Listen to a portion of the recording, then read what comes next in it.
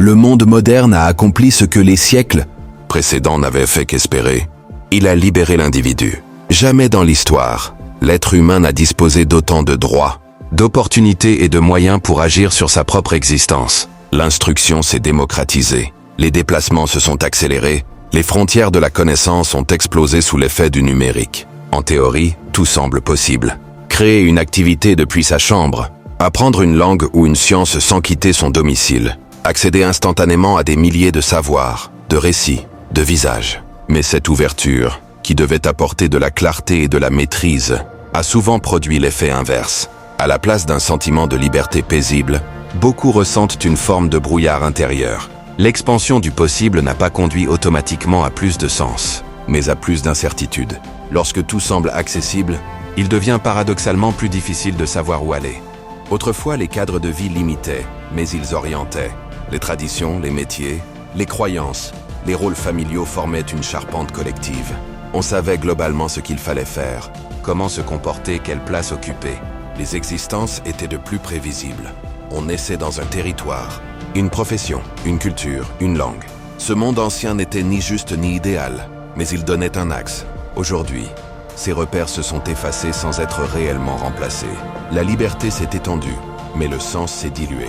Ce qui autrefois enfermait offrait aussi une stabilité intérieure. Et ce qui libère aujourd'hui expose à la dispersion. Les sciences cognitives décrivent cette situation comme une surcharge mentale. L'esprit humain n'est pas conçu pour gérer un flux continu d'informations, de sollicitations et de choix. Chaque donnée demande un traitement, une hiérarchisation, une décision implicite. Est-ce important ou non? Crédible ou douteux, utile ou superflu? Ce travail s'effectue sans cesse, souvent sans que nous en ayons conscience. Comme un moteur qui tournerait en permanence, l'attention finit par s'épuiser. Les travaux de Daniel Kahneman ont montré que notre cerveau fonctionne selon deux grands modes. L'un est rapide, intuitif, émotionnel, automatique. L'autre est plus lent, analytique, réfléchi, exigeant en énergie. Or, notre environnement moderne sollicite presque exclusivement le premier. Les écrans, les notifications, les publicités, les réseaux imposent des micro-décisions instantanées. Le second mode, celui de la réflexion calme et du discernement, n'a plus le temps de s'installer. Le sujet moderne réagit plus qu'il ne choisit. Cette dynamique conduit à ce que l'on appelle la fatigue décisionnelle. Chaque choix, même minime, consomme une part réelle d'énergie cognitive. Choisir quoi manger, quoi porter, quoi regarder, quoi répondre, quoi publier. Pris isolément, ces choix semblent anodins. Accumulés, ils épuisent. Plus les options sont nombreuses, plus la satisfaction diminue. Le psychologue Barry Schwartz a documenté ce phénomène sous le nom de paradoxe du choix. Lorsque tout devient possible, rien ne semble pleinement désirable. L'attention se disperse, l'énergie se fragmente, le plaisir s'émousse. Ce n'est pas un problème moral, mais un fait biologique. Le cerveau humain est calibré pour l'économie d'effort et la clarté directionnelle, pas pour l'abondance permanente. Cette surcharge se manifeste très concrètement dans nos rythmes de vie. Dès le réveil, le téléphone impose son flux. Messages, mails, actualités, images. Avant même de se lever, le cerveau a déjà consommé une partie de sa capacité attentionnelle. Or, cette ressource n'est pas infinie. Les neurosciences montrent que la concentration soutenue repose sur des circuits précis, notamment au niveau du cortex préfrontal, qui se fatiguent rapidement lorsqu'ils sont sollicités sans pause. C'est pourquoi une journée saturée d'écran et de décisions mineures laisse souvent une impression de vide. Le cerveau a travaillé intensément, mais sans but tangible. L'épuisement ressenti n'est donc pas un défaut personnel, mais la conséquence physiologique d'un environnement hyperstimulant. La société de consommation a amplifié ce mécanisme en transformant la liberté en promesse de variété infinie. Chaque objet, chaque service, chaque expérience devient potentiellement porteur de plaisir, de distinction ou d'identité. Derrière cette abondance se cache pourtant une logique unique, l'entretien du désir. À l'origine, le désir est un signal vital. Il indique un manque réel à combler pour rétablir un équilibre. Aujourd'hui, ce signal est activé en continu, même lorsque le besoin est déjà satisfait. Les plateformes et les algorithmes entretiennent une excitation permanente. Le cerveau est bombardé de promesses, et cette stimulation incessante modifie son fonctionnement. Sur le plan neurologique, ce phénomène repose sur le système de récompense dopaminergique. La dopamine n'est pas l'hormone du plaisir, mais celle de l'anticipation. Elle prépare l'action, elle motive, elle met en mouvement. C'est pourquoi l'attente d'un message, d'un achat ou d'une reconnaissance procure parfois plus d'émotion que sa réalisation. Dans un environnement saturé de sollicitations, cette boucle s'emballe. Le cerveau n'a plus le temps de revenir à l'équilibre. Il s'habitue à l'excitation constante et finit par ressentir le calme comme un manque, même matériellement comblé. L'individu éprouve alors une tension diffuse, une impression d'insuffisance permanente. Le plaisir n'est plus un aboutissement, mais un stimulus parmi d'autres. Les réseaux sociaux ont porté cette logique à son point extrême. Ils ont transformé la reconnaissance en une validation instantanée, chiffrée et fluctuante. Là où l'estime de soi se construisait, autrefois dans des cercles restreints et relativement stables, elle dépend désormais du regard anonyme de foules numériques. Chaque publication expose une version filtrée de soi, conçue pour être validée. L'approbation est brève, puis disparaît. L'individu revient alors chercher une nouvelle confirmation. Ce cycle fragilise la stabilité identitaire. On ne vit plus seulement pour être, mais pour apparaître. Psychologiquement, cette exposition permanente à la comparaison altère profondément la perception de soi. La satisfaction dépend moins de la situation réelle que de la comparaison avec autrui. Or, sur les réseaux, les comparaisons sont biaisées.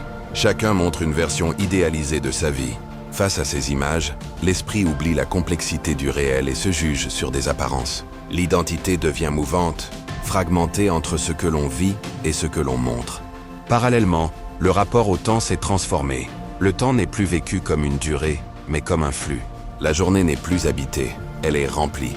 Les instants deviennent des tâches à accomplir, des cases à cocher. On avance vite, souvent sans direction claire. Cette accélération fragmente le présent. Le passé perd sa continuité, le futur son horizon. Les recherches en psychologie montrent pourtant que le bien-être dépend de la capacité à relier passé, présent et avenir.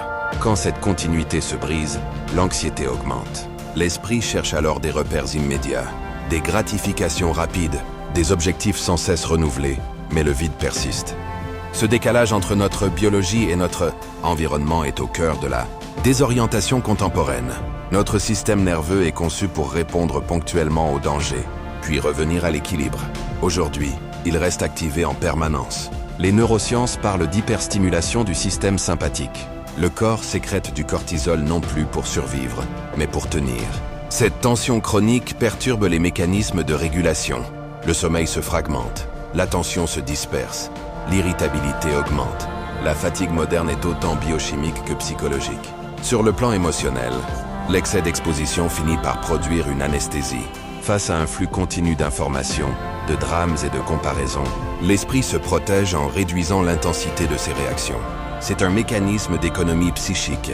Mais en se coupant du négatif, il se coupe aussi du positif. La joie, la gratitude, l'émerveillement perdent leur relief. Le monde devient plat, uniforme comme observé à travers une vitre. À cette saturation sensorielle s'ajoute un vide symbolique. Les grands récits collectifs qui donnaient un sens à l'existence se sont effondrés. L'individu se retrouve seul face à la responsabilité de donner une direction à sa vie. Cette autonomie est une conquête, mais elle est aussi vertigineuse. La liberté totale, sans structure intérieure, devient une source d'angoisse. La culture contemporaine valorise la performance, la réussite visible, l'optimisation permanente, mais elle accompagne rarement la question du sens. Dans ce contexte, beaucoup oscillent entre deux stratégies. Certains accélèrent encore, multipliant projets et stimulation pour ne pas ressentir le vide.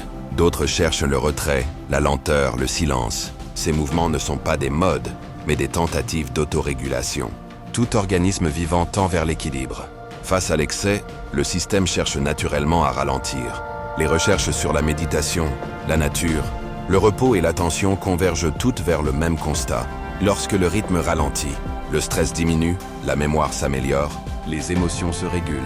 Il ne s'agit pas de spiritualité abstraite, mais d'une exigence biologique. Le cerveau a besoin de silence pour intégrer, consolider, relier. Sans pause, il sature. Avec elle, il se réorganise. Dans un monde d'excès, la lenteur devient un acte de lucidité. Elle ne s'oppose pas au progrès, elle en révèle les limites. Elle redonne au temps sa densité, aux gestes leur présence, aux relations leur profondeur. La liberté moderne ne consiste plus seulement à se libérer des contraintes extérieures, mais à se libérer de la dispersion intérieure. L'attention devient la ressource centrale. Ce que nous regardons, lisons et écoutons façonne littéralement notre cerveau. La plasticité neuronale renforce les circuits les plus sollicités. Un esprit constamment distrait devient biologiquement incapable de profondeur. À l'inverse, un esprit entraîné à la focalisation retrouve sa clarté.